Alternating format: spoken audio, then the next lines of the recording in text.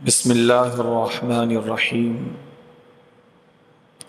قال الله تبارك وتعالى في كلامه المجيد والفرقان الحميد: أعوذ بالله من الشيطان الرجيم. بسم الله الرحمن الرحيم.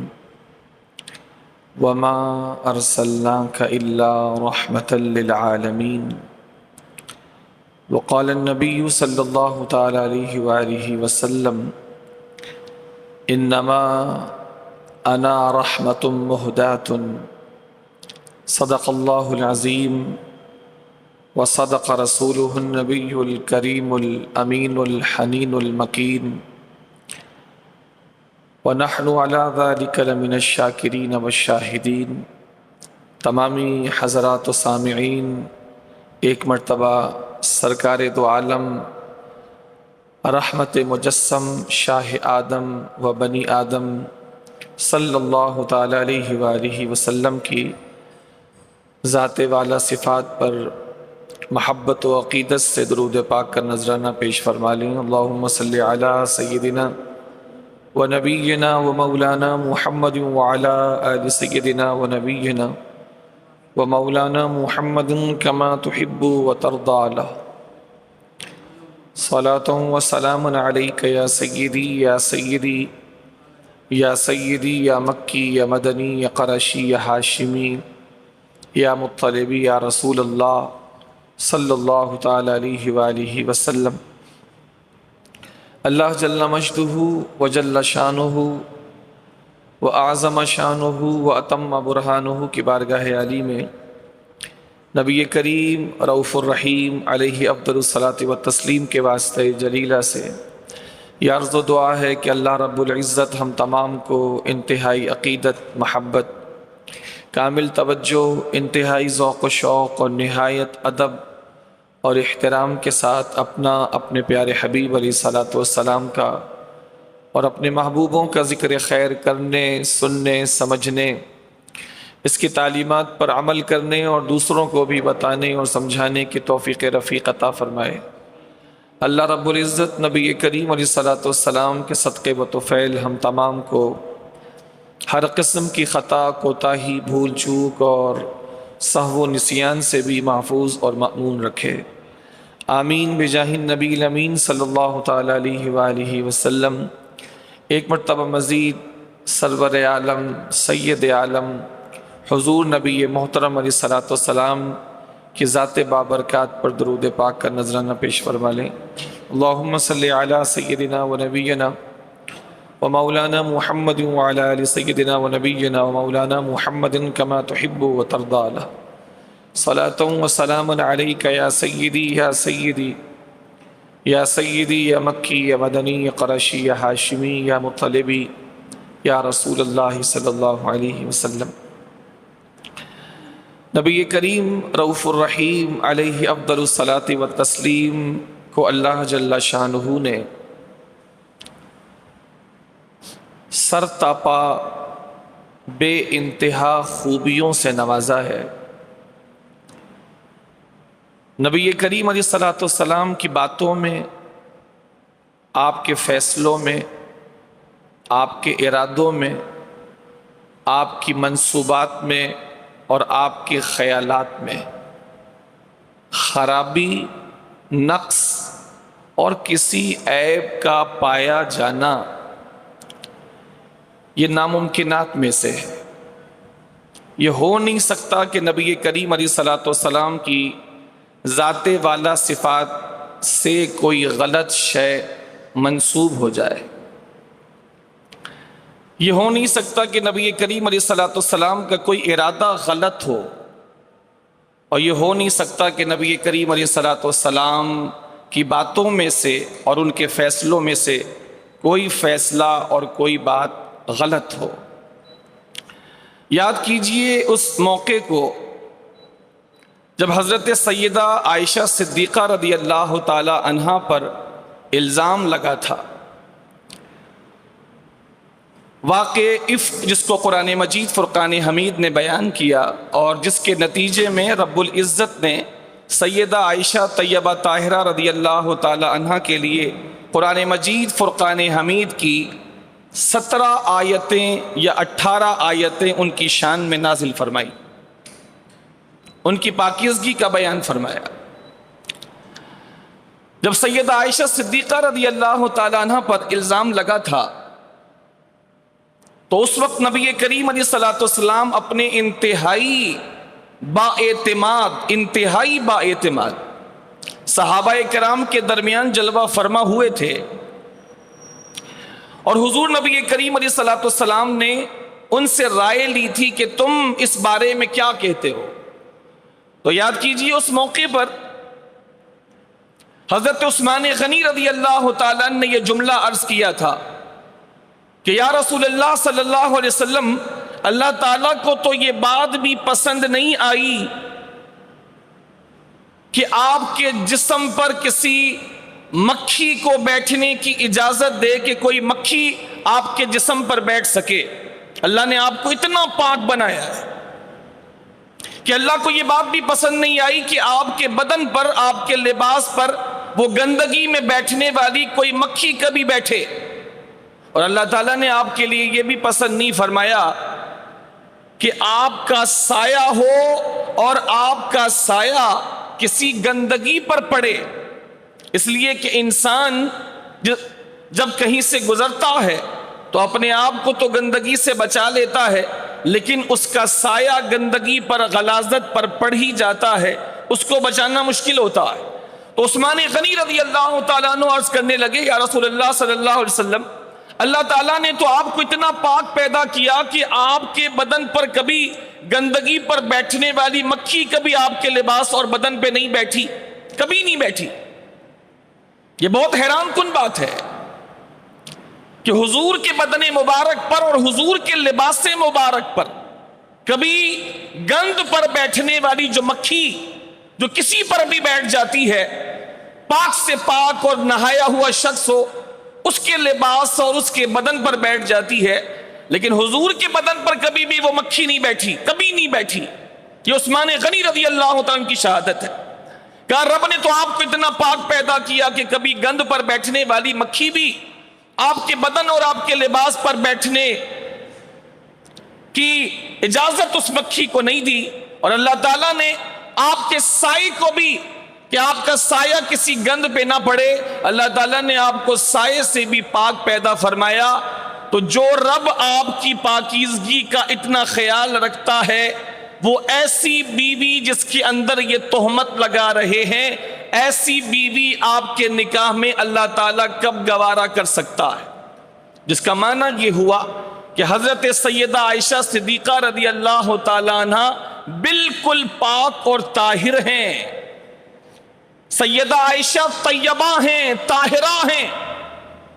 ان اللہ کی نیک بندی کو تو ان گندی باتوں کے بارے میں علم بھی نہیں ہے جس کی تہمت منافقین لگا رہے ہیں ان کی پاک ذات پر۔ لہذا کتنا خوبصورت استدلال حضرت عثمان غنی رضی اللہ تعالیٰ نے کیا، مولا علی نے بھی وہاں پر استدلال کیا حضرت عائشہ کی برات کے حوالے سے، حضرت عمر فاروق اعظم نے بھی استدلال کیا۔ لیکن یہ استدلال جو میں نے آپ کے سامنے کوٹ کیا، صرف یہ بتانے کے لیے کہ اللہ تعالیٰ نے اپنے حبیب کو ہر خرابی سے پاک رکھا ہے، سوچ کی برائی سے پاک رکھا ہے، خیالات کی برائی سے پاک رکھا ہے۔ جس حبیب کو اللہ تعالیٰ نے اتنا پاک پیدا فرمایا کہ مشکات شریف کی حدیث سے اللہ کے نبی نے ارشاد فرمایا کہ ہر پیدا ہونے والے کے ساتھ اس کا ایک قرین پیدا ہوتا ہے، ایک قرین جس کا معنی ہے کہ ایک جن پیدا ہوتا ہے اور جو اس کو برائی کی طرف بلاتا ہے، اور ایک فرشتہ پیدا ہوتا ہے جو اچھائی کی طرف بلاتا ہے۔ تو صحابی نے پوچھا یا رسول اللہ صلی اللہ علیہ وسلم، کیا آپ کے ساتھ بھی ایسا ہی ہے کہ آپ کی پیدائش کے ساتھ ایک فرشتے کے ساتھ ساتھ وہ قرین بھی پیدا ہوا جو ہر بنی آدم کے ساتھ پیدا ہوتا ہے؟ تو رب کے نبی نے ارشاد فرمایا ہاں میرے ساتھ بھی ہے، وہ قرین جو سب کے ساتھ پیدا ہوتا ہے وہ میرے ساتھ بھی پیدا ہوا ہے، لیکن اللہ کے فضل سے وہ میرے ساتھ پیدا ہونے والا قرین وہ بھی ہدایت پا چکا ہے اب وہ بھی مجھے برائی کا مشورہ نہیں دیتا بلکہ اچھائی کے مشورے دیتا ہے۔ جس رب نے اپنے حبیب کی پاکیزگی کا اتنا اہتمام فرمایا ہو، آپ سوچئے کہ اس محبوب کی پاکیزگی کا عالم کیا ہوگا۔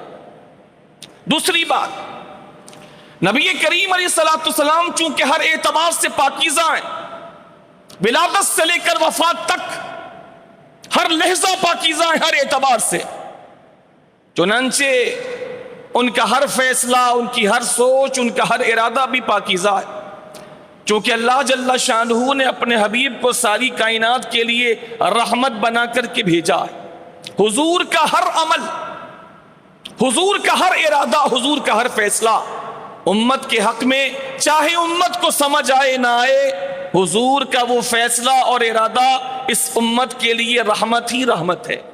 چنانچہ میں نے آپ کے سامنے آج کی گفتگو کے لیے نبی کریم علیہ السلام کی خصوصیات میں سے ایک عظیم ترین خصوصیت حضور کا رحمت ہونا، اور نہ صرف رحمت ہونا بلکہ رحمت للعالمین ہونا، آج اس حوالے سے میں نے آپ کے سامنے قرآن مجید فرقان حمید کی مشہور و معروف آیت کریمہ پڑھی ہے، وَمَا أَرْسَلْنَاكَ إِلَّا رَحْمَةً لِّلْعَالَمِينَ، اور اللہ کے نبی علیہ السلام کی خود اپنے بارے میں ایک حدیث پاک پڑھی ہے کہ انما انا رحمت مہدات۔ آج اس کے تعلق سے کچھ تفسیری نکات، کچھ نبی پاک علیہ السلام کے ارشادات اور کچھ حضور کی رحمت کے مظاہر، اور اس کے ساتھ ساتھ ہم پر حضور نبی پاک علیہ السلام پر وارد ہونے والی رحمتوں کے کچھ تقاضے، یہ آج کی گفتگو میں چند باتیں آپ کے گوش گزار کرنے کی سعادت حاصل کروں گا۔ چنانچہ رب العزت اپنے حبیب کے بارے میں ارشاد فرماتا ہے، وَمَا أَرْسَلْنَاكَ، اے حبیب ہم نے آپ کو نہیں بھیجا، الا مگر اس طور پر کہ رحمت للعالمین، آپ ساری کائنات، سارے عالموں کے لیے رحمت بن کر تشریف لائے۔ یہ اللہ جل شانہ کے ارشاد کا ایک خوبصورت انداز ہے، جیسے سمجھ لیجئے کلمہ طیبہ میں ہے، جیسے کلمہ طیبہ میں ہے۔ کلمہ طیبہ یہ ہے کہ لا الہ الا اللہ، کوئی معبود نہیں مگر اللہ، کوئی معبود نہیں مگر اللہ۔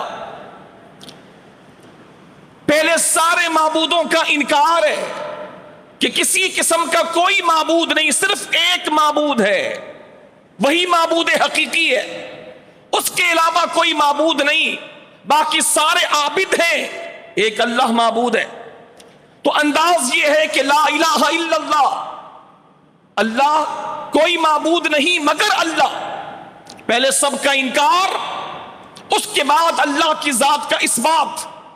یہاں بھی نبی کریم علیہ السلام کی ایک خاص حیثیت کا اظہار کرنا تھا، ایک خاص شان بتانی تھی، لہذا رب العزت نے سب سے پہلے یہ ارشاد فرمایا، وَمَا أَرْسَلْنَاكَ، اے حبیب ہم نے آپ کو نہیں بھیجا، ہم نے آپ کو نہیں بھیجا مگر اس حال میں بھیجا، ہم نے آپ کو نہ بھیجا۔ اب سننے والے کا ذہن زیادہ متوجہ ہوتا ہے کہ رب آگے کیا فرمانا چاہتا ہے، چنانچہ رب آگے ارشاد فرماتا ہے، الا رحمت للعالمین، ہم نے آپ کو نہ بھیجا ساری کائنات کی طرف مگر اس طور پر، اس حال میں کہ ہم نے آپ کو پورا سراپا آپ کا ساری کائنات کے لیے رحمت بنا کر کے بھیجا ہے۔ آپ سر اقدس سے لے کر پائے اقدس تک ہر لمحہ، ہر لحظہ، ہر آن ساری کائنات کے لیے رحمت بن کر کے تشریف لائے۔ یہاں لفظ رحمت کے دو اعتبارات ہیں۔ تفسیر مدارک میں فرمایا کہ لفظ رحمت جو اللہ نے فرمایا اپنے نبی کی شان بیان کرنے کے لیے، حضور کی ایک بہت عظیم شان رحمت للعالمین ہونا ہے، جیسے حضور کی شان نبی ہونا ہے، جیسے حضور کی شان ہادی ہونا ہے، جیسے حضور کی شان سچا ہونا ہے، جیسے حضور کی شان امانت دار ہونا ہے، جیسے حضور کی شان حیادار ہونا ہے، ویسے ہی حضور کی ایک بہت بڑی شان ہے، بہت بڑی شان ہے۔ یہ شان اللہ تعالیٰ نے اپنے نبیوں میں سے کسی کو عطا نہیں فرمائی۔ وہ بہت بڑی شان یہ ہے کہ اللہ تعالیٰ نے اپنے آخری نبی کو ساری کائنات کے لیے رحمت بنا کر کے بھیجا ہے۔ ہر نبی رحمت ہوتے ہیں، کوئی نبی بھی اپنی امت کے لیے رحمت سے خالی نہیں ہوتے۔ حضرت آدم بھی اپنی امت کے لیے رحمت، حضرت عیسیٰ بھی اپنی امت کے لیے رحمت، لیکن وہ اپنی امتوں کے لیے رحمت تھے، جو ان کی امتیں تھیں، جو ان کے علاقے تھے، جو ان کے لوگ تھے۔ لہذا ہر نبی اللہ کی رحمت بن کر کے آتے ہیں، لیکن حضور کی شان اس سے بالکل جدا ہے۔ حضور صرف عرب والوں کے لیے یا انسانوں کے لیے جن میں وہ تبلیغ 63 سال کی عمر تک فرماتے رہے، 40 سال سے، صرف حضور ان کے لیے رحمت بن کر کے نہیں بلکہ ساری کائنات کے لیے، یعنی جس ذرے کا خدا رب ہے، مصطفیٰ اس ذرے کے لیے رحمت بن کر کے تشریف لے کر آئے۔ ہر نبی رحمت ہے، ہر نبی رحمت ہے، لیکن تمام نبیوں کا رحمت ہونا اور حضور کا رحمت ہونا، دونوں میں آسمان و زمین سے زیادہ کا فرق ہے۔ وہ بھی رحمت تھے اپنی امتوں کے لیے، اپنی امتوں کے لیے، ان لوگوں کے لیے جن میں تبلیغ کرتے رہے۔ حضرت موسیٰ رحمت تھے قوم بنی اسرائیل کے لیے، قوم بنی اسرائیل کے لیے۔ حضرت شعیب و صالح علیہ السلام رحمت تھے قوم سمود، قوم عاد کے لیے۔ لیکن یہاں اتنا بڑا فرق ہے کہ جس فرق کو ایک نابینا بھی دیکھ رہا ہے اور بہرا بھی سن رہا ہے، وہ فرق یہ ہے کہ وہ اپنی امتوں کے لیے رحمت تھے اور مصطفیٰ ساری کائنات کے لیے رحمت بن کے تشریف لائے، ساری کائنات کے لیے۔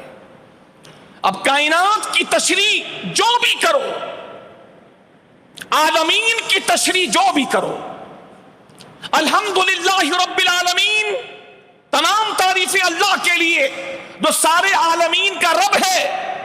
وہاں بھی لفظ عالمین ہے، اور وما ارسلناک الا رحمتا للعالمین، یہاں بھی لفظ عالمین ہے۔ اب لفظ عالمین کی تشریح جو بھی کرو، جو شے عالمین کے اندر ہے وہ مصطفیٰ کی رحمت کے دائرے کے بھی اندر ہے۔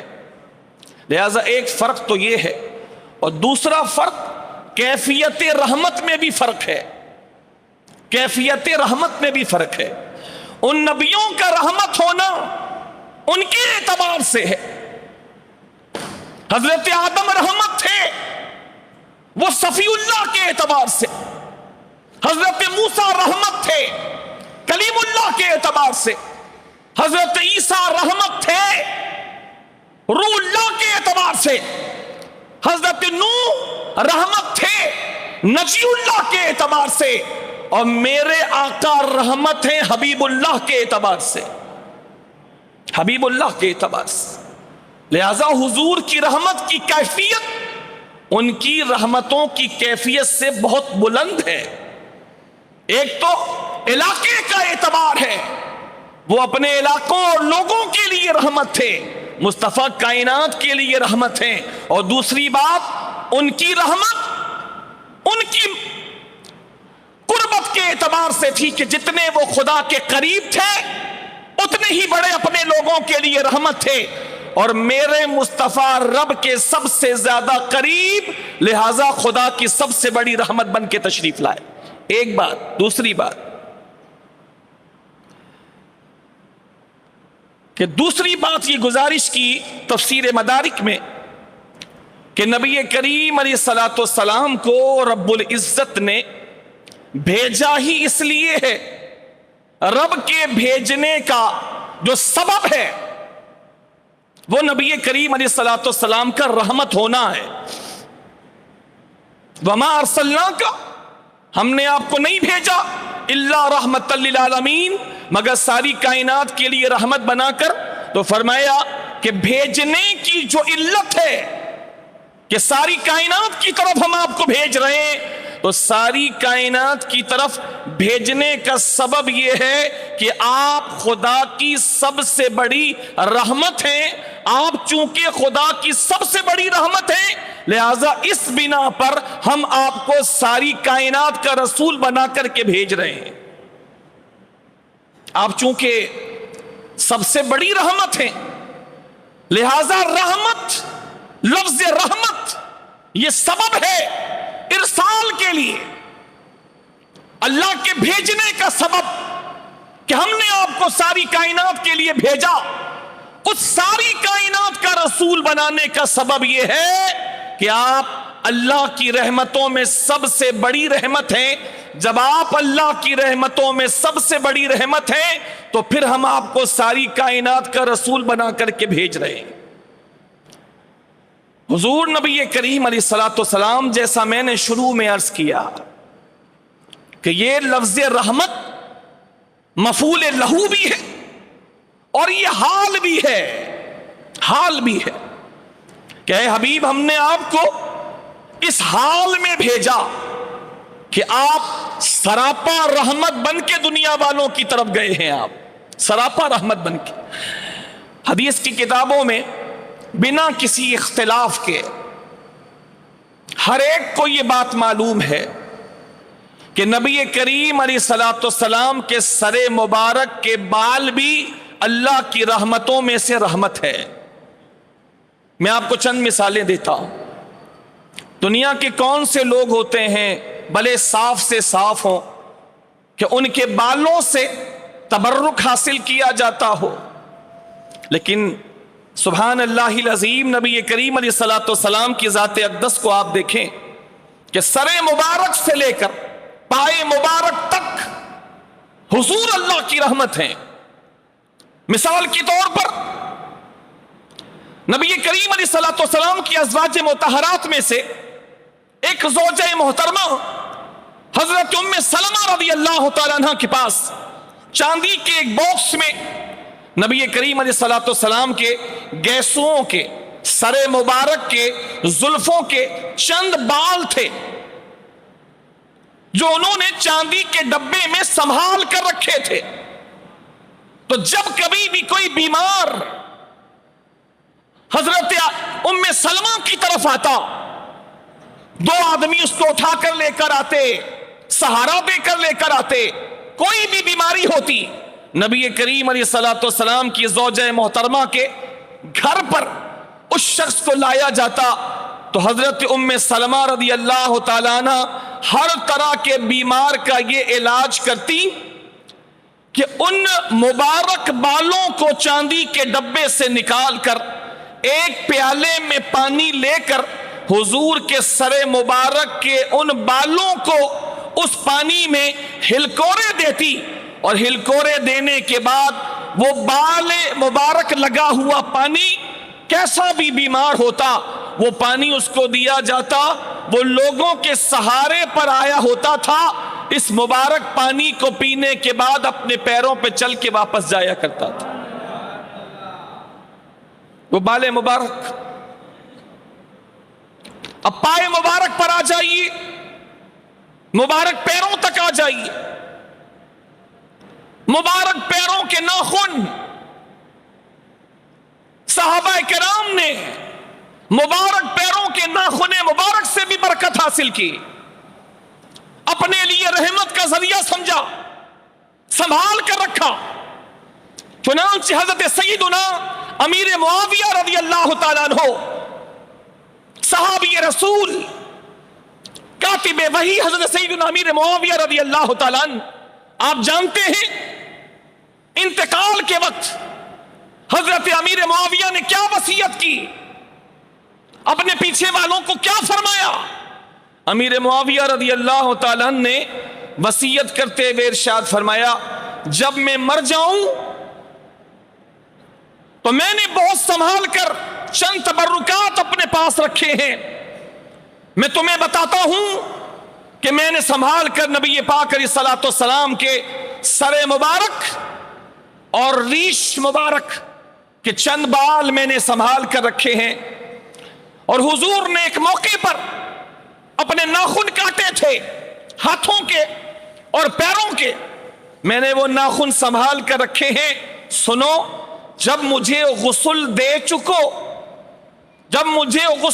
چکو تو ان مبارک بالوں کو میری زبان اٹھا کر میری زبان کے نیچے رکھنا، اور نبی کریم علیہ الصلوۃ والسلام کے جو مبارک ہاتھوں اور مبارک پیروں کے ناخن ہیں، ان مبارک ناخنوں کو میری پیشانی اور میری آنکھوں اور میرے ہاتھوں پہ رکھ دینا، پھر کفن لپیٹ دینا، پھر معاویہ کو اللہ کے حوالے کر دینا۔ مجھے اللہ کی ذات سے امید ہے اللہ ان تبرکات کی برکت سے، نبی پاک کے بال مبارک کی برکت سے اور نبی پاک کے مبارک ناخنوں کی برکت سے، مجھے اللہ کی ذات سے امید ہے کہ اللہ معاویہ کے ساتھ رحمت کا معاملہ فرمائے گا۔ اتنا ان کا یقین، اتنا ان کا حضور پر اعتماد، حضور کی ہر شے کو اپنے لیے رحمت سمجھنا، وہ حضور کے فیصلوں کو تو اپنے لیے رحمت جانتے ہی تھے، حضور کے ارشادات کو اپنے لیے تو رحمت جانتے ہی تھے، حضور سے منسوب ہر شے کو اپنے لیے رحمت کا سبب سمجھتے تھے۔ حضور کے مبارک بال ہوں یا حضور کے مبارک پیروں کے ناخن ہوں یا ہاتھوں کے ناخن ہوں، وہ تو حضور سے منسوب ہر شے کو عزت و قدر کے ساتھ سنبھال کر رکھتے تھے۔ آج بھی جہاں صحیح تبرکات موجود ہیں جن کا اہتمام کیا گیا، ان تبرکات کی موجودگی صحابہ سے لے کر 14 صدیاں گزرنے تک لوگوں کی عقیدتوں کا منہ بولتا ثبوت ہے کہ لوگوں نے کس عقیدت سے ان تبرکات کو سنبھال کر رکھا ہے۔ آج تک میرے نبی کا لکڑی کا وہ پیالہ بھی موجود ہے جس پیالے میں شاید ایک مرتبہ یا شاید چند مرتبہ میرے نبی نے اپنے مبارک لب لگا کر کے پانی نوش فرمایا تھا۔ 14 صدیاں بلکہ 14 صدیوں سے زائد وقت گزر گیا، آج تک محبت کرنے والوں نے وہ پیالہ بھی سنبھال کر رکھا ہے۔ نبی کریم علیہ الصلوۃ والسلام ایک محترمہ کے گھر تشریف لے گئے، شاید انس بن مالک کا گھر تھا، وہ حضور تشریف لے گئے، مشکیزہ ٹنگا تھا، اس میں پانی تھا، اللہ کے نبی کو پیاس لگی، اللہ کے نبی کھڑے ہوئے اور مشکیزے سے منہ لگا کر میرے رسول نے پانی نوش فرمایا۔ جیسے ہی حضور پانی پی کر فارغ ہوئے، وہ محترمہ کھڑی ہوئی، چھری لے کر کھڑی ہوئی، اور جس جگہ سے اللہ کے نبی نے اپنا مبارک منہ لگا کر پانی پیا تھا، اس محترمہ نے چمڑے کا جو وہ تھیلا مشکیزہ تھا اس مقام سے تھوڑا نیچے کر کے اس مقام کو کاٹ لیا۔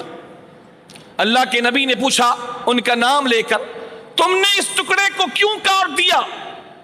گزارش کرنے لگی، یا رسول اللہ، چونکہ آپ نے یہاں سے اپنا مبارک منہ لگا کر پانی پیا ہے، اب یہ حصہ میرے لیے برکت کا سبب بن گیا ہے، میں نے اس لیے کاٹ کے رکھ لیا کہ اب کوئی دوسرا یہاں منہ نہ لگائے، اب میں اسے بطور تبرک اپنے پاس محفوظ رکھوں گی۔ حضور تو رحمت تھے ہی، جن چیزوں کو حضور سے نسبت ہو جاتی تھی وہ چیزیں بھی برکت اور رحمت والی ہو جایا کرتی تھی۔ یہ شان اللہ نے اپنے حبیب کو عطا فرمائی، اور پھر خود حضور فرماتے ہیں، ایک تو رب نے ارشاد فرمایا کمال ہے، پھر رب کی اطاعت میں رب کے نبی بھی اپنے بارے میں ارشاد فرماتے ہیں، رب نے فرمایا اے حبیب ہم نے آپ کو سراپا رحمت بنا کے بھیجا، اور حبیب اپنے بارے میں ارشاد فرماتے ہیں انما انا رحمت مہدات، لوگوں سنو میں تو سراپا رحمت ہوں، انما کلمہ حسر ہے، انما انا رحمت مہدات، لوگوں سنو میں سراپا رحمت ہوں، اور سراپا ایسی رحمت ہوں کہ رب نے میری شکل میں رحمت کے طور پر تمہیں ہدیے اور تحفے کے طور پر میری ذات عطا فرما دی ہے۔ انما انا رحمت مہدات، میں تمہیں تحفے میں ملی ہوئی رحمت ہوں، میں تمہیں ہدیے میں تحفے میں ملی ہوئی رحمت ہوں۔ نبی نے خود بھی اپنے بارے میں فرمایا میں رحمت ہوں ایسی کہ رب نے تمہیں تحفے میں عطا فرمائی۔ آئیے اس رحمت للعالمین کی کچھ شانیں سنتے ہیں۔ بہت اچھے سے اچھا انسان ہو، کہیں نہ کہیں اس کا کوئی عمل خلاف رحمت ہو جاتا ہے، لیکن کمال ہے حضور کی ذات۔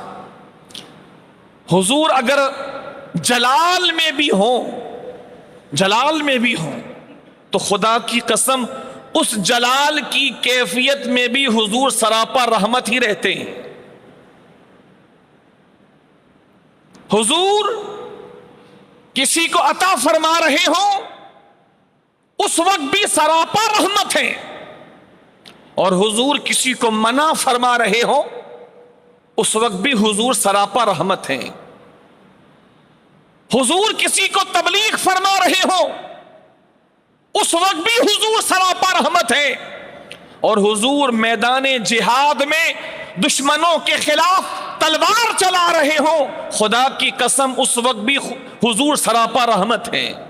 حضور ہر وقت سراپا رحمت ہے، ہر وقت۔ جیسے سونا ہر وقت سونا ہوتا ہے، اسے ڈھال لیا جائے تو سونا، اسے تپایا جائے تو سونا، اسے کسی زیور کی شکل میں ڈھال لیا جائے تو سونا، اسے ڈلی کی شکل میں رکھا جائے تو سونا۔ اس کی ماہیت میں فرق نہیں آتا، کسی بھی شکل میں اس کو ڈھال لیجئے، زیور بنا لیجئے تب بھی سونا ہے۔ وہ بسکٹ کی شکل میں ہو، ڈلی کی شکل میں، تو بھی سونا ہے۔ اس کی ماہیت میں فرق نہیں آیا، اس کی شکلوں میں تبدیلی واقع ہوئی، ماہیت میں فرق نہیں آیا۔ گلے میں زیور بنا کے پہنا تو بھی سونا، بسکٹ کی شکل میں رکھا تو بھی سونا، شکل بدلی ہے، ماہیت تبدیل نہیں ہوئی، سونا سونا رہا۔ نبی کریم علیہ الصلوۃ والسلام اللہ کی ایسی رحمت ہے، وہ کسی کو تبلیغ کر رہے ہو، خوشی کی کیفیت میں ہو تو بھی سراپا رحمت، اور میدان جہاد میں جہاد کر رہے ہو تو بھی سراپا رحمت، اس وقت بھی سراپا رحمت اور اس وقت بھی سراپا رحمت، ماہیت تبدیل نہیں ہوئی۔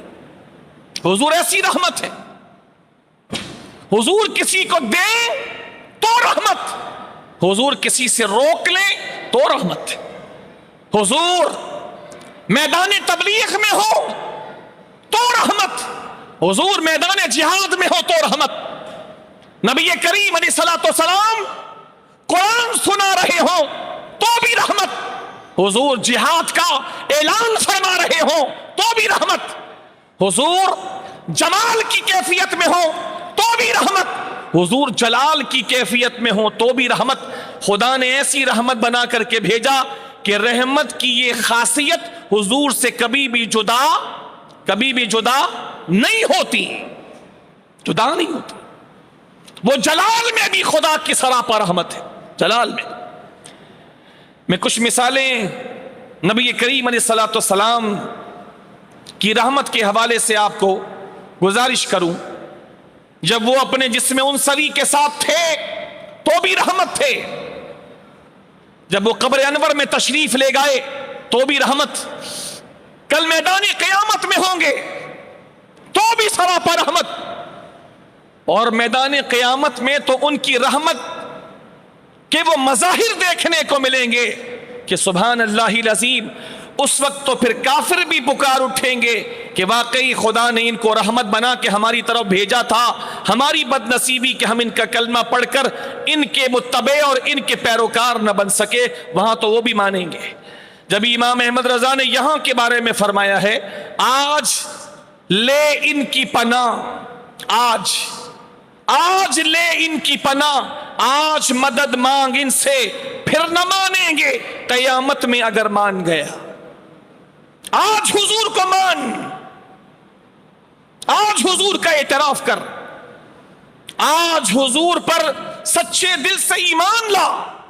اگر کل قیامت میں حضور کا وہ مقام بلند و مقام محمود و لواء الحمد اور حضور کو اللہ کا راضی کرنا اور حضور کی شانیں اس دن دیکھ کر اگر حضور پر ایمان لایا تو وہ ایمان کس کام کا؟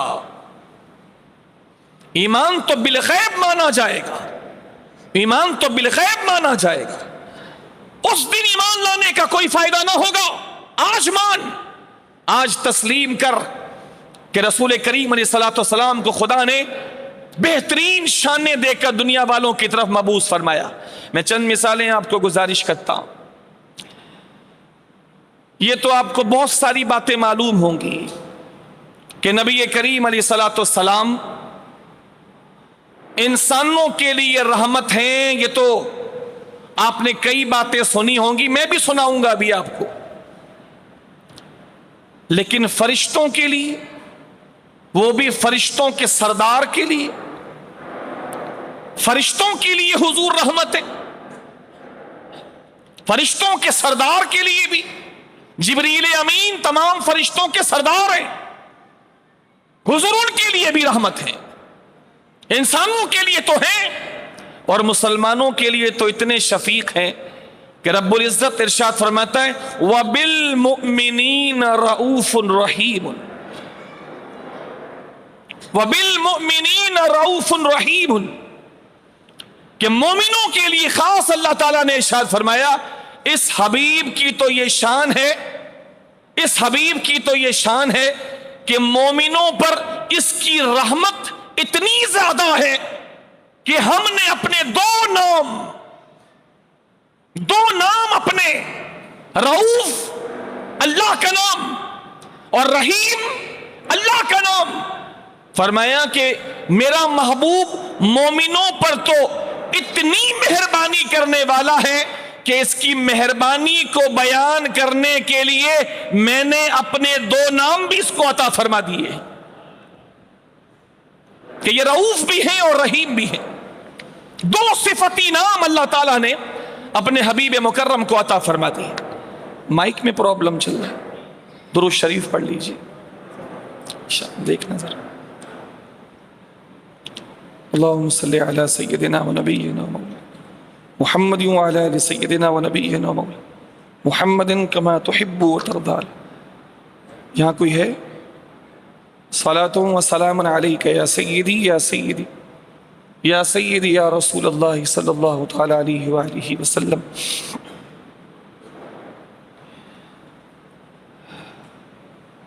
حضرت جبریل امین علیہ الصلوۃ والسلام سے اللہ کے حبیب علیہ الصلوۃ والسلام نے خود سوال کیا۔ اللہ کے نبی نے حضرت جبریل امین سے پوچھا جو ملائکہ کے سردار ہیں اور ملائکہ میں سے رسول ہیں، یہ فرشتوں میں رسول ہیں اور تمام فرشتوں کے سردار ہیں، اور جبریل امین کو یہ سعادت حاصل ہے کہ حضرت آدم علیہ السلام سے لے کر ہمارے آخری نبی تک تمام نبیوں تک اللہ کے پیغامات کو لانے کی ذمہ داری حضرت جبریل امین کی رہی ہے۔ انہوں نے سارے نبیوں کو دیکھا ہے، ملاقات کی ہے، اور رسول ہیں فرشتوں کے۔ ان سے اللہ کے نبی نے خود پوچھا اے جبرائیل، اللہ نے مجھے رحمت بنا کر کے بھیجا ہے، کیا میری رحمت سے تمہیں بھی کوئی فائدہ پہنچا ہے؟ اگر یہ آپ ایک بات بھی سمجھ جائیں گے تو پھر آپ کو حضور کی رحمت کا شمول اور حضور کی رحمت کا جو دائرہ ہے وہ کسی حد تک واضح طور پہ سمجھ آ سکے گا۔ حضور خود پوچھ رہے ہیں جبرائیل اللہ تعالیٰ نے مجھے ساری کائنات کے لیے رحمت بنا کے بھیجا ہے، تو تمہیں میری رحمت سے فائدہ پہنچا ہے؟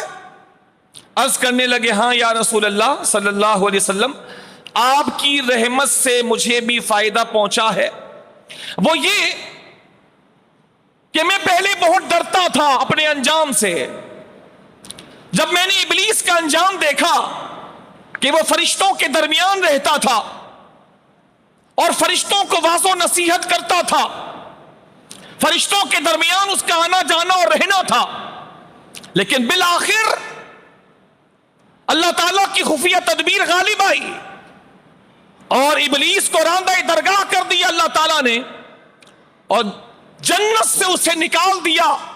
تو میں ڈرتا تھا، حالانکہ اللہ جل شانہ نے مجھے فرشتوں کا سردار بنایا، لیکن یا رسول اللہ میں ڈرتا تھا اپنے انجام سے کہ کہیں میرا انجام بھی برا نہ ہو جائے ابلیس کا انجام دیکھنے کے بعد۔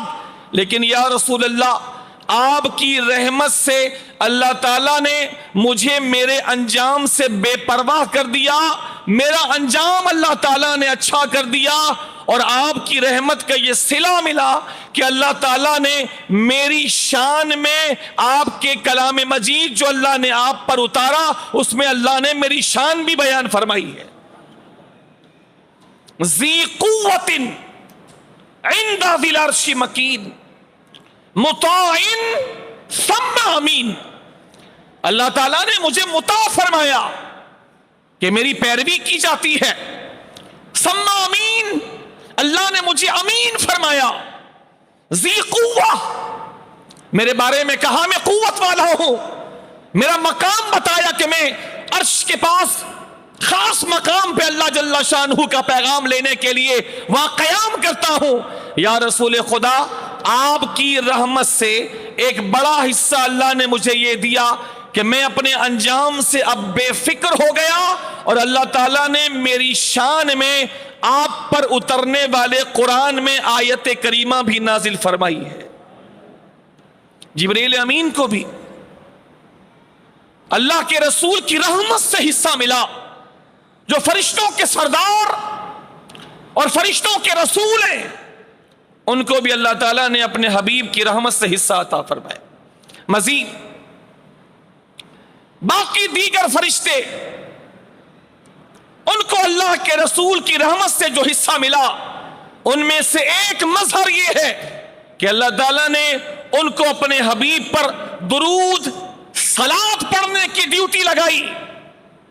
ان اللہ و ملائکتہ یصلون علی النبی، بے شک اللہ اور اللہ کے فرشتے درود بھیجتے ہیں اس نبی پر۔ تو اللہ تعالیٰ نے فرشتوں کی ڈیوٹی لگائی کہ وہ میرے حبیب پر درود بھیجیں، یہ سعادت دی کہ میرے حبیب پہ درود پڑھنے کی توفیق دی۔ اور جب وہ فرشتے اللہ کا حکم مانتے ہوئے اللہ کے حبیب پر درود بھیجتے ہیں تو اس کے نتیجے میں اللہ اپنے حبیب کی رحمت سے مزید حصہ عطا فرماتے ہوئے ان درودوں کے بدلے میں فرشتوں کو اپنی بارگاہ میں اور قربت کے مقامات عطا فرماتا چلا جاتا ہے۔ ایک مہربانی اللہ یہ کرتا ہے، ان کو درود پڑھنے کی سعادت دیتا ہے کہ درود پڑھیں، صلات پڑھیں، صلات پڑھیں۔ ایک سعادت یہ دیتا ہے، اور دوسری سعادت یہ دیتا ہے کہ جب وہ نبی پر صلات پڑھتے ہیں تو اس کے نتیجے میں رب ان فرشتوں کے درجات اپنی بارگاہ میں مزید بلند سے بلند فرما دیتا ہے۔ نبی کریم علیہ الصلوۃ والسلام نبی کریم علیہ الصلوۃ والسلام کی رحمت خاصہ کے معاملے میں جب تک حضور اس دنیا میں جسم انصری سے موجود رہے، کوئی لمحہ حضور کی زندگی کا رحمت سے خالی نہ رہا۔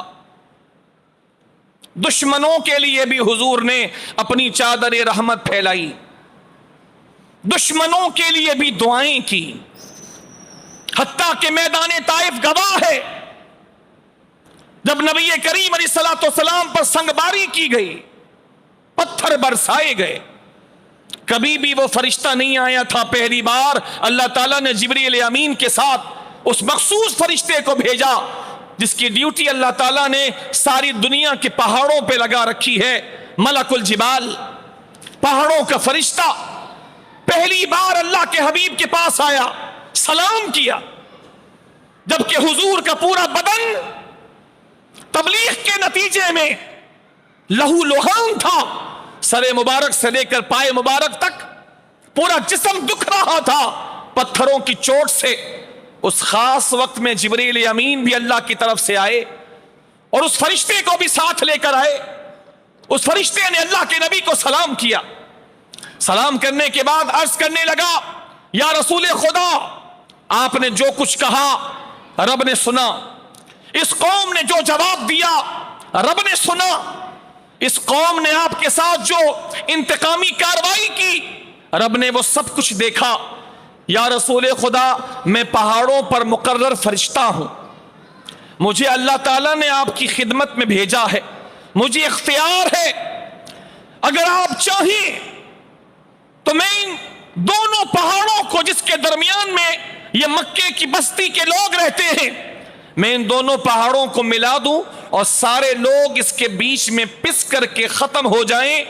آپ کے حکم کا انتظار ہے، اللہ تعالیٰ نے مجھے آپ کا پابند کر کے بھیجا ہے، آپ حکم فرمائیں، میں آپ کے حکم کی پاسداری کروں گا۔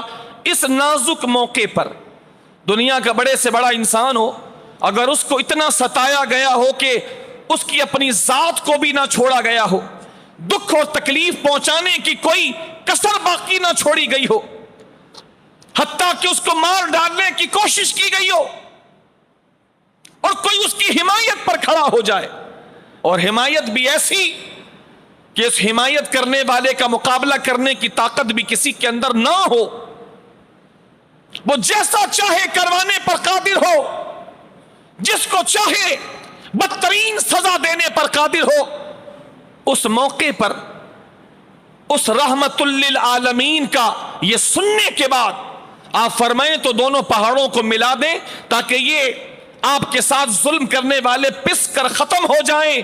تو میرے حبیب نے اس موقع پر یہ سننے کے بعد، جسم پر خون جاری ہے، جسم دکھ رہا ہے، اس وقت بھی میرے نبی نے رب کی بارگاہ میں عرض کی، اے اللہ انہیں معاف کر دیں، یہ نہیں جانتے، اگر یہ ایمان نہیں لا رہے تو مجھے امید ہے ان کی اولاد میں ایسے لوگ پیدا ہوں گے جو تیری توحید کا اقرار کریں گے، تیرا کلمہ پڑھ کر دائرہ اسلام میں داخل ہو جائے۔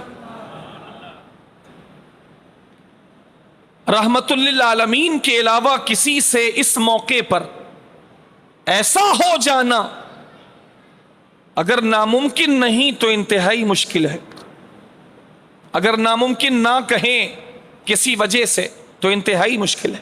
اتنا صبر یہ صرف رحمت للعالمین ہونے کے نتیجے میں ہو سکتا ہے کہ جسم اس وقت زخموں سے چور ہے، سر اقدس سے لے کر پائے اقدس تک تکلیف سے ایک انتہائی درد کی کیفیت میں ہے، پنڈلی مبارک جگہ جگہ سے زخم آلودہ ہو چکی کہ نشانہ لے لے کر مبارک پنڈلیوں پر پتھر مارے ان مارنے والوں نے، پنڈلی مبارک بہت زیادہ لہو لہان ہے، لیکن اللہ کے حبیب علیہ الصلوۃ والسلام اس درد کی کیفیت میں بھی ان کے لیے دعائے ضرر نہیں فرماتے۔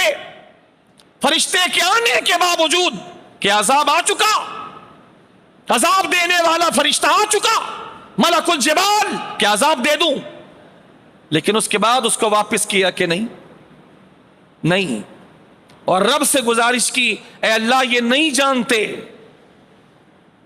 یہ اگر کلمہ پڑھ کر دائرہ اسلام میں نہیں آ رہے تو مجھے امید ہے ان کی نسلوں میں ایسے لوگ پیدا ہوں گے جو تیری توحید کا اقرار کریں گے، اور آئے ہوئے فرشتے کو بغیر ان کو عذاب دلائے اللہ کے نبی نے واپس کر دیا۔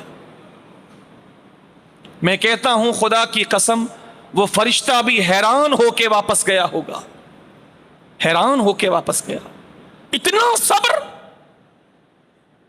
اتنا کرم، دشمنوں پر اتنا کرم کرنا، اتنی مہربانی کرنا، یہ رحمت للعالمین کی شان ہے۔ اسی موقع پر ایک صاحب دل نے کہا، اے کلمہ پڑھنے والوں، اے رب کے رسول سے محبت کرنے والوں، یقین رکھو اور اپنے محبوب سے محبت میں آگے بڑھتے چلو، اس لیے کہ خدا نے وہ محبوب دیا ہے جو دشمنوں پر اتنی مہربانیاں کر رہا ہے۔ جو دشمنوں پر اتنا مہربان ہو تو محبت کرنے والے غلاموں پر اس کی مہربانی کتنی ہوگی۔ جو دشمنوں پر عذاب آنے نہیں دے رہے، جو دشمنوں کو اللہ کے عذاب میں گرفتار ہونے نہیں دے رہے، وہ غلاموں پر کب چاہیں گے کہ ان پر عذاب آئے؟ وہ غلاموں کے لیے کب چاہیں گے کہ اللہ کے جہنم میں یہ ہمیشہ کے لیے ڈالے جائیں؟ لہٰذا یقین رکھو اپنے حبیب مصطفیٰ پر اور اپنی محبت کے ساتھ اپنے محبوب سے ہمیشہ پیوستہ اور وابستہ رہو۔ اس موقع پر اسی طرح اللہ نے اختیارات دیے۔ 10,000 صحابہ کرام کا لشکر ہے۔ اتنا بڑا لشکر تو کبھی بھی اہل مکہ نے اپنی پوری زندگی میں کبھی نہیں دیکھا۔ جتنا بڑا لشکر اللہ کے نبی لے کر فتح مکہ کے موقع پر مختلف جماعتوں کی شکل میں، ایک جماعت گئی، پھر دوسری، پھر تیسری، مختلف جھنڈوں کے نیچے بڑی بڑی جماعتیں، اور سب سے بڑی جماعت وہ جس میں اللہ کے پیارے حبیب علیہ الصلوۃ والسلام صحابہ کرام کے ساتھ مکہ شریف میں جلوہ فرما ہو رہے ہیں۔ اس موقع پر سامنے وہ سارے دشمن ہیں جنہوں نے حضور کو تکلیف پہنچانے میں کوئی کمی نہیں چھوڑی، سجدے کی حالت میں نہیں چھوڑا، اس بات کا بھی خیال نہیں کیا کہ ایک بندہ خانہ کعبہ میں ہے، اللہ کے سامنے ہے، چلو نماز سے فارغ ہونے کا انتظار کر لے۔ نماز کے اندر سجدے کی حالت میں، اور اونٹ کی گندگی لا کر، اوجھڑی لا کر ان کے پاک وجود کی پیٹھ مبارک پر، پشت مبارک پر وہ ساری گندگی بوجھ کے ساتھ ڈال دی، جو حضور کے پورے پشت انور پر وہ گندگی چھا گئی۔ اور حضرت بی بی سیدہ فاطمہ الزہرا طیبہ طاہرہ رضی اللہ تعالیٰ عنہ اپنے مبارک ہاتھوں سے اس گندگی کو حضور کی پیٹھ سے صاف کرتی جاتی اور روتی جاتی اپنے باپ پر ہونے والے ظلم کو دیکھ کر۔ وہ سارے دشمن سامنے ہیں، حضور پر آوازیں کسنے والے سامنے ہیں، میدان طائف کے غنڈے سامنے ہیں، حضور کے قتل کے منصوبے بنانے والے سامنے ہیں، حضور کو مکے سے نکلنے پر مجبور کرنے والے سامنے ہیں۔ سامنے آج پورا قابو ہے، اتنا بڑا لشکر ہے، ایک ایک بندے کی چاہیں تو اس کے وجود کا قیمہ بنا دیا جائے، لیکن سبحان اللہ العظیم، میرے نبی ارشاد فرماتے ہیں، سنو، سب کو جا کے کہہ دو، آج میں سب سے وہی کہتا ہوں جو حضرت یوسف نے اپنے بھائیوں سے کہا تھا، لا تثریب علیکم اليوم، جاؤ آج تم سبوں سے کوئی باس پرس نہیں کی جائے گی، تم سبوں کے لیے عام معافی کا اعلان کیا جاتا۔ میں مانتا ہوں حضرت یوسف پر بڑا ظلم ہوا، میں مانتا ہوں حضرت یوسف علیہ السلام پر ان کے باقی بھائیوں نے بہت ظلم کیے، لیکن اگر مقابلہ کریں حضرت یوسف پر ہونے والے ظلم اور مصطفیٰ جان رحمت پر کیے جانے والے ظلم کا، تو خدا کی قسم مصطفیٰ پر ہونے والے ظلم کا مقابلہ دنیا کا کوئی ظلم نہیں کر سکتا۔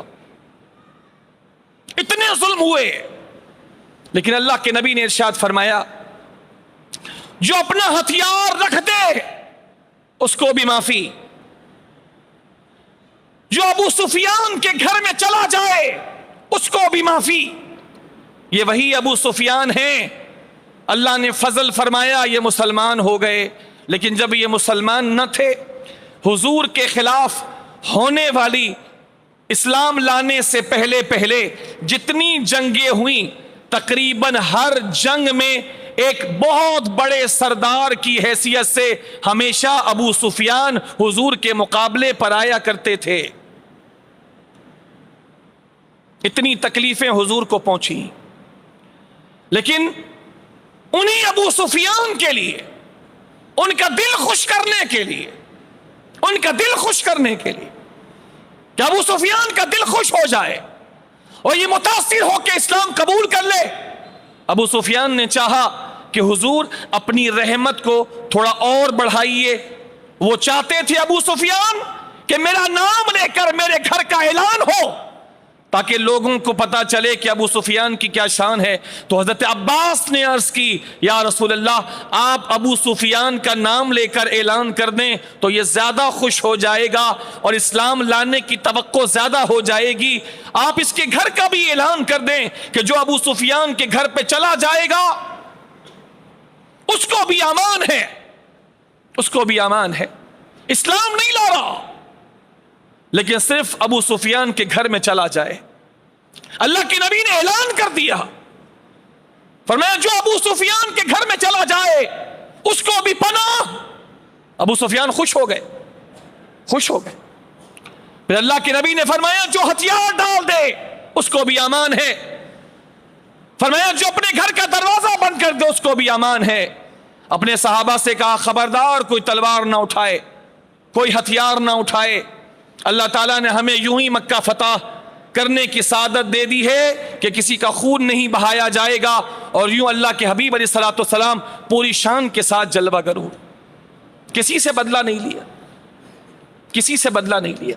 صرف ان کو مارنے کا حکم دیا جن کے بارے میں رب کا حکم آ گیا اے حبیب اس کو معاف نہیں کرنا. عبداللہ ابن قتل کو معاف نہیں کرنا، اس کو معاف نہ کرنا. اے حبیب اس نے تیری گستاخیاں کی ہیں، اس نے تیری گستاخیاں کی ہیں.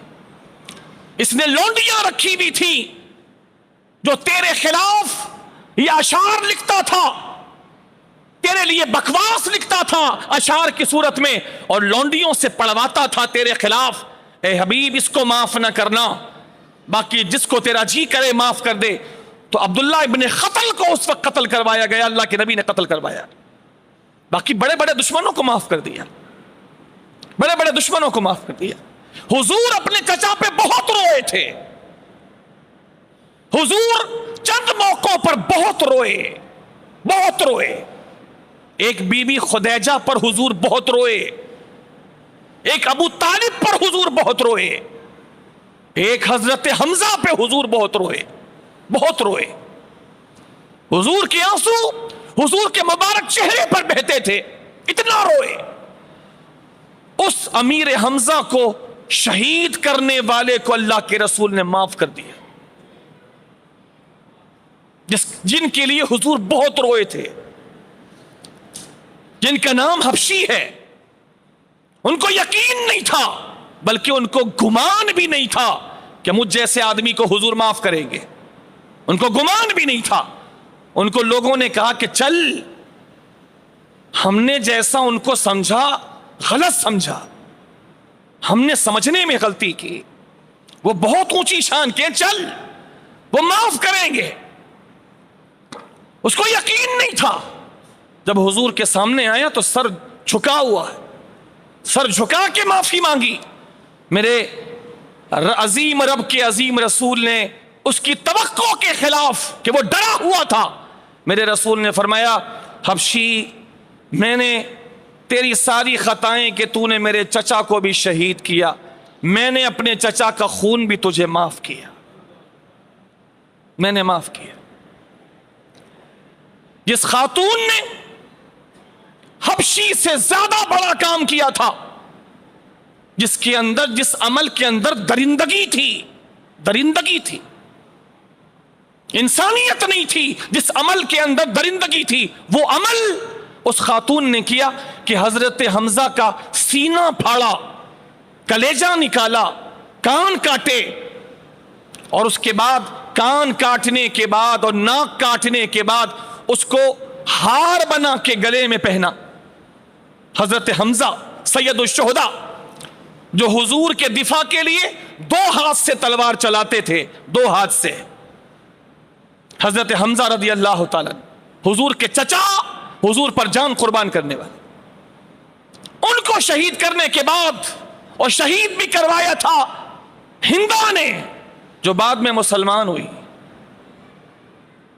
کان کاٹے، ناک کاٹی، اس کو ہار بنایا، گلے میں پہنا، پھر سینہ پھاڑا، کلیجہ نکالا، اس کو چبا کر نگلنا چاہا، نگل نہ سکی۔ حضور نے جب حضرت حمزہ کی لاش اس طرح دیکھی تو پھوٹ پھوٹ کر حضور روئے، پھوٹ پھوٹ کر روئے۔ حضرت حمزہ کو دفنانے کے لیے کفن تک نہیں تھا، کفن تک نہیں تھا، لمبے چوڑے تھے، سر چھپاتے تو پیر کھلتے، پیر چھپاتے تو سر کھلتا۔ حضور روئے اپنے چچا کے انتقال، پھر فرمایا سر چھپا دو اور پیروں کے اوپر گھاس ڈال دو، پھر دفن کر دیا گیا۔ اللہ کروڑوں رحمتیں نازل فرمائے تمام صحابہ پر۔ تو ان کو شہید کروانے کے لیے پیسے دینے والی خاتون بھی حضرت ہندا، حبشی کو نیزہ مار کر شہید کرنے کے لیے تیار کرنے والی حضرت ہندا، کلیجہ سینہ پھاڑ کر نکال کر چبانے والی حضرت ہندا، کان اور ناک کاٹ کر ہار بنا کے گلے میں پہننے والی حضرت ہندا۔ لیکن اس کے بعد فتح مکہ کے موقع پر جب اللہ کے نبی کے پاس آتی ہیں شرم سے معافی مانگنے کے لیے، تو میرے نبی نے نہ شرمندہ کیا، نہ پرانی باتیں یاد دلائیں، نہ شرم دلائی، نہ عار دلائی، نہ احسان جتایا۔ ادھر اس نے معافی مانگی، ادھر میرے رسول نے فرمایا جا میں نے تیری ساری خطائیں معاف کر دی۔ رحمت للعالمین، رحمت للعالمین، وما ارسلناک الا رحمت للعالمین۔ اس عظیم موقع پر جبکہ کچھ بھی حضور کر سکتے تھے کسی کے ساتھ بھی، ایک اجازت کی دیر تھی، سب کی بوٹیاں اڑا دی جاتی، لیکن نہیں، حضور نے یہاں بھی سمجھا دیا کہ جنگ، عام طور پر جو لفظ جنگ استعمال کیا جاتا ہے، حضور نے سمجھا دیا جنگ اور چیز ہوتی ہے، جہاد اور چیز ہوتی ہے، جنگ اور چیز ہوتی ہے۔ جب ان دونوں کو مقابلے میں استعمال کریں گے، دونوں متضاد ہیں۔ جنگ اور چیز ہوتی ہے، وہ ملوکیت کے لیے ہوتی ہے، ملکیت کے لیے ہوتی ہے، مال کے لیے ہوتی ہے۔ اس جنگ میں کوئی اصول نہیں ہوتے، وہ جنگ نفسانیت کے لیے ہوتی ہے، اور جہاد صرف خدا کے لیے ہوتا ہے، جہاد صرف خدا کے لیے ہوتا ہے۔ اس لیے جنگ کے میدان میں لوگ کہتے ہیں محبت اور جنگ میں سب چلتا ہے، جبکہ جہاد میں، میدان جہاد میں بھی صرف اللہ کا حکم چلتا ہے۔ جنگ میں لوگ کہتے ہیں محبت میں اور جنگ میں سب چلتا ہے، نہیں، جہاد اور چیز ہے۔ جہاد کے میدان میں بھی صرف اللہ کا حکم چلتا ہے، بس اللہ کا حکم چلتا ہے۔ آسمان زمین کا فرق ہے دنیا کی جنگوں میں اور جہاد میں۔ اگر یہ جنگ ہوتی جو حضور لڑ رہے تھے تو آج پھر کسی کو چھوڑا نہیں جاتا، فتح مکہ کے موقع پہ کسی کو چھوڑا نہیں جاتا۔ لہٰذا حضور جنگ نہیں کر رہے تھے، حضور جہاد کر رہے تھے۔ دنیا میں ساری زندگی حضور رحمت تقسیم کرتے رہے، حتیٰ کہ اب نبی پاک علیہ الصلوۃ والسلام کا وصال ہو گیا۔ میں مختصراً آپ کو گزارش کر رہا ہوں، وصال ہو گیا۔ اب وصال کے وقت حضور کی رحمت دیکھیے، پوری زندگی رحمت، اب وصال کے وقت حضور کی رحمت۔ چنانچہ حضور کے خاندان والوں میں سے ایک صاحب حضرت علی بھی قبر مبارک سے باہر آ گئے، اور آخر میں حضور کی مبارک خاندان کے ایک صاحب وہ آخر میں باہر آنے لگے، وہ باہر آنے لگے کہ اچانک ان کی توجہ ہوئی اور انہوں نے دیکھا کہ قبر انور میں جو حضور کو لٹایا ہے، تو انہوں نے غور کیا تو دیکھا کہ قبر انور میں حضور لیٹے ہیں اور حضور کے مبارک ہونٹوں کو حرکت ہو رہی ہے۔ حرکت ہو رہی. نکلتے نکلتے وہ رک گئے. فرماتے ہیں میں نے ان تمام لوگوں کی موجودگی میں نے اپنا کان جب حضور کے ہونٹوں کے قریب کیا کہ قبر میں حضور کے ہونٹ جو جنبش کر رہے ہیں انتقال کے بعد، تو حضور کیا پڑھ رہے ہیں.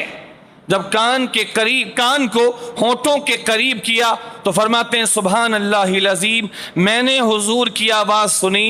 حضور قبر انور میں بھی عرض کر رہے تھے ربی امتی امتی، اے اللہ میری امت کا معاملہ میرے حوالے فرما دے. ربی امتی امتی، قبر انور میں ساری زندگی اپنی امت کے لیے اللہ سے رحمت کی دعائیں مانگتے رہے. اب قبر میں آ گئے. سینکڑوں مثالیں ہیں حضور کی زندگی میں، حضور اس امت کے لیے کس طرح رحمت رہے. لیکن اختصار کے ساتھ چند باتیں میں نے آپ کو گزارش کی کہ جو دشمنوں پر اتنے مہربان ہوں وہ اپنوں پر کتنے مہربان ہوں گے. اب معاملہ قبر تک پہنچا اور قبر میں صحابی کہتے ہیں ان صحابہ کی جماعت کی موجودگی میں نے ہونٹوں کی جنبش دیکھی. قریب جا کے سنا آواز تھی ربی امتی امتی، اے میرے رب میری امت میری امت میری امت میری امت میری امت. اور آج تک یہ صدا حضور کی قبر انور میں جاری ہے.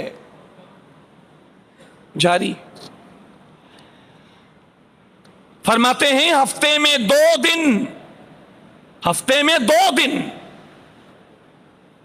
حضور کی بارگاہ میں ساری امت کے لوگوں کے اعمال پیش ہوتے ہیں. ہفتے میں 2 دن ساری امت کے لوگوں کے اعمال پیش ہوتے ہیں.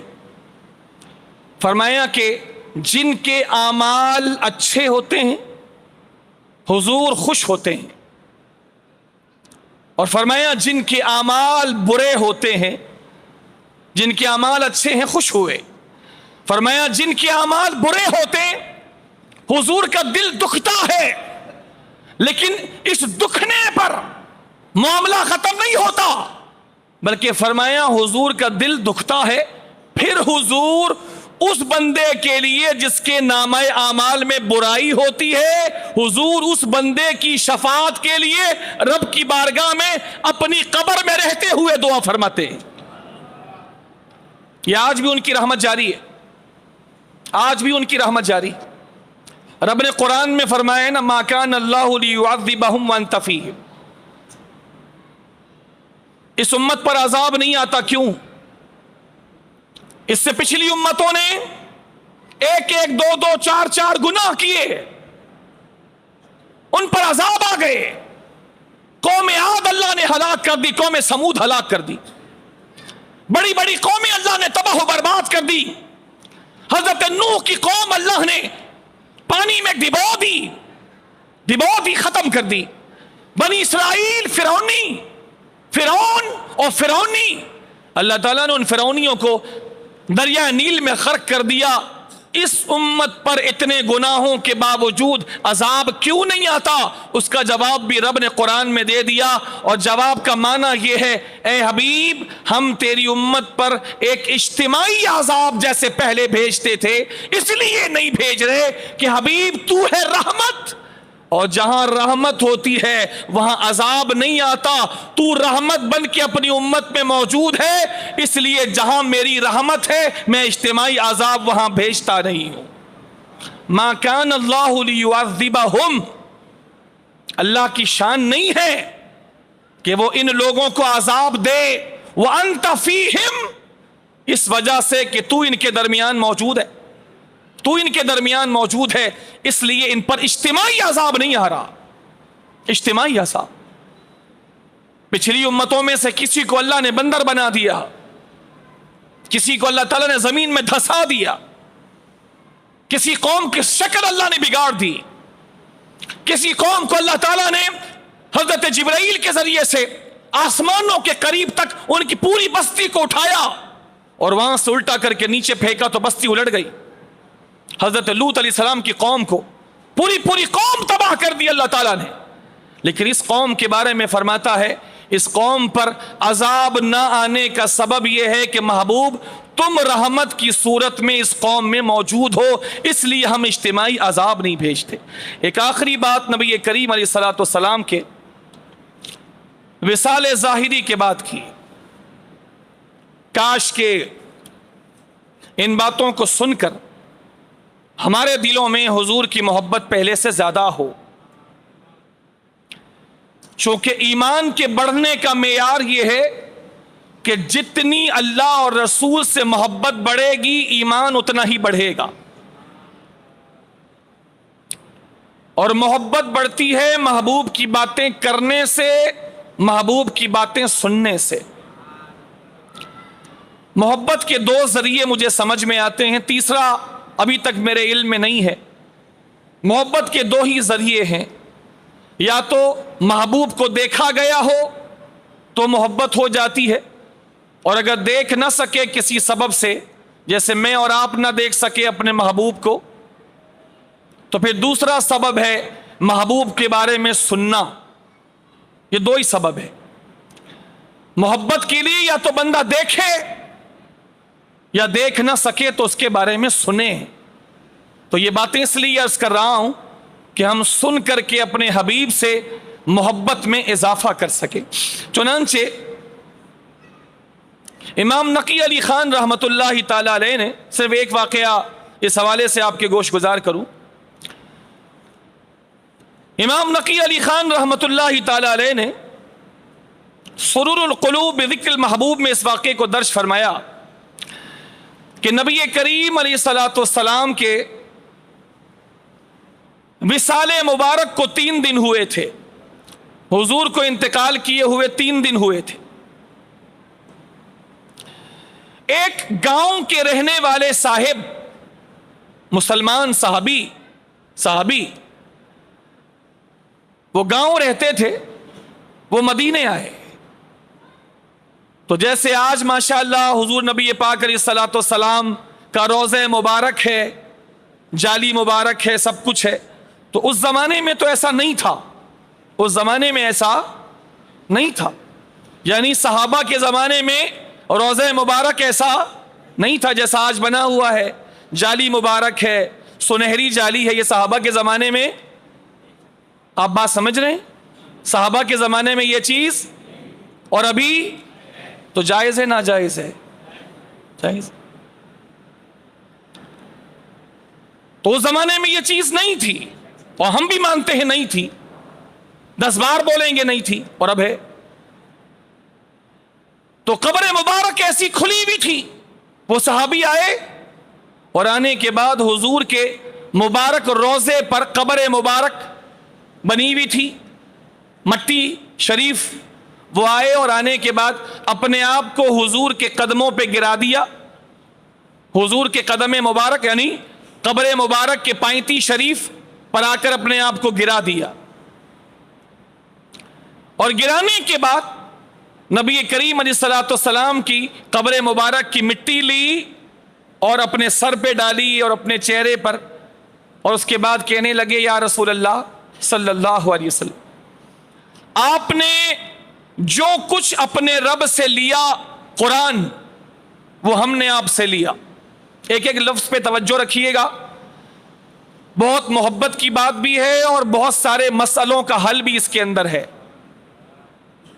بہت سے مسئلوں کا حل بھی، کہ حضور کے روضے کے پاس جانا چاہیے نہیں جانا چاہیے، حضور آپ سنتے ہیں نہیں سنتے، حضور مدد کرتے ہیں نہیں کرتے، اسی ایک روایت کے اندر بہت ساری باتوں کا حل ہے۔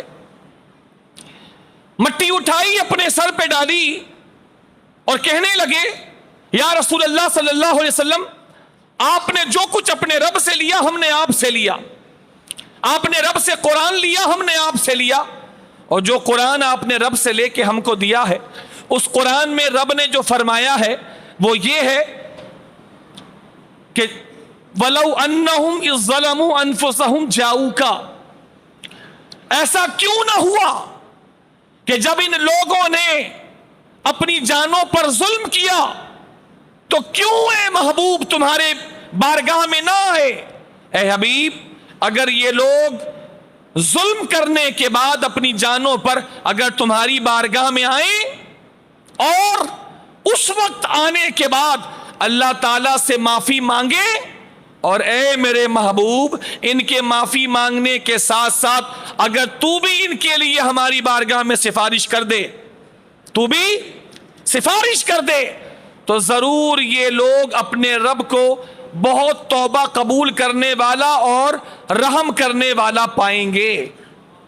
اے رسول خدا، یہ ہم نے قرآن میں آپ سے لیا اور میں آپ کی بارگاہ میں حاضر ہوں، میں نے اپنی جان پر ظلم کیا ہے، آپ اللہ سے سفارش کر دیں کہ اللہ میری بخشش فرما دے، آپ سفارش کر دیں۔ وہ صحابی روتے رہے، آنسو بہاتے رہے، یہاں تک کہ وہاں سے اٹھے روتے روتے اور کچھ دور گئے، مولا علی وہاں پر موجود ہیں۔ حضرت علی شیر خدا، تفسیر قرطبی میں بھی امام قرطبی نے اس کو لکھا، مولا علی وہاں پر موجود ہیں، اس کے رونے کی وجہ سے مولا علی بھی رونے لگے، وہ روتے روتے وہ صحابی اٹھے جو گاؤں سے آئے تھے اور کچھ دور آگے گئے تو حضرت علی شیر خدا فرماتے ہیں میں وہیں پر کھڑا رو رہا تھا کہ اچانک کیا سنتا ہوں کہ مجھے روضہ رسول سے رسول خدا کی آواز آئی،